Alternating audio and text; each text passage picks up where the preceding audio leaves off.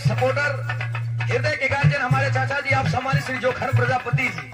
हमारे सामने बैठे हुए, आपके चरणों में मैं नमन करता हूँ, प्रणाम करता हूँ। आप ही की देन बा कि आज सब लोगों से दीदार बा। भाई कोनो नई नई लड़की रहे, हाँ लड़की और कोनो मंचला लड़का के देख के खुदे ऊपर छेड़खानी करब बा। हेलो हेलो भैया, हम पिघले पानी नाए का जमाना के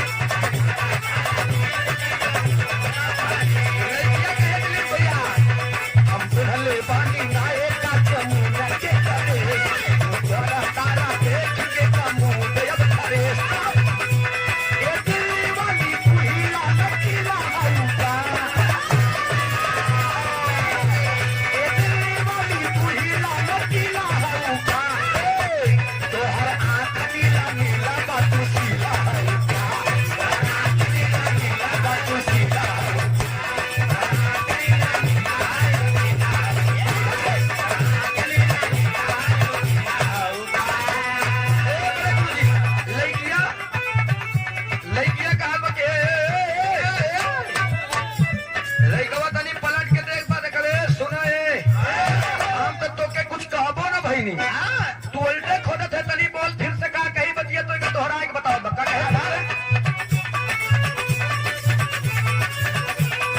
लड़कियां कहे तो से डरा थी का सुना,